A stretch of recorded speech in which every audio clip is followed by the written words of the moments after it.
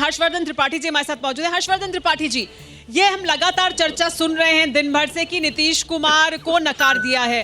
क्या इसे इस तरह से ही देखा जा सकता है? क्योंकि हम ये भी जानते हैं कि जो चुनाव हुआ, जिसमें सीटों का बंटवारा हुआ, उसमें जेडीयू के खिलाफ आरजेडी भी थी, उसमें जेडीयू के खिलाफ एलजेपी भी थी। जहां पर जेडीयू लड़ रही थी वहां ज्यादा टफ फाइट थी।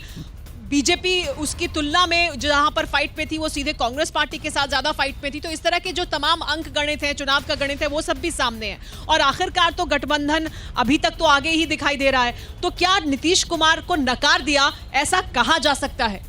नहीं सुमेरा, ये बड़ा महत्वपूर्ण प्रश्न है और हम सब लोग, हम भी बार बार, मैं भी कहता हूं कि नीतीश कुमार के खिलाफ बिहार की जनता जिस तरह से है वो भरोसा खो बैठे हैं। लेकिन जो अभी स्क्रीन पर आंकड़े हैं, जो चुनाव आयोग की तरफ से आ रहा है, जितनी मतगणना हो गई है, उसमें दो बातें बड़ी स्पष्ट हैं।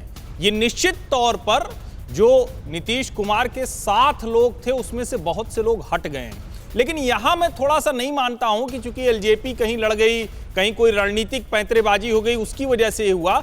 मूल रूप से एनडीए ने इसको समझने में गलती की और मैं बार बार कह रहा हूं कि यह नीतीश कुमार को समझना था। 15 वर्ष तक मुख्यमंत्री रहने के बाद और जब उनका भरोसा कम हो रहा था तो बहुत ग्रेसफुली वो आगे जा सकते थे और शायद एक बार वो ये कहते और एलजेपी भी साथ होती तो बहुत बड़े मैंडेट से फिर से चुनाव जीतते। तो इसको इस तरह से भी देखना चाहिए कि इतनी मुश्किलों के बाद, 15 वर्ष के सरकार के बाद, उसके बावजूद पूरा का पूरा महागठबंधन वो अभी भी बहुमत से दूर दिख रहा है।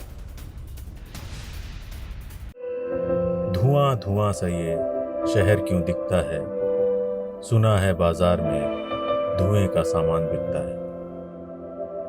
ये दिवाली सिर्फ दिए वाली।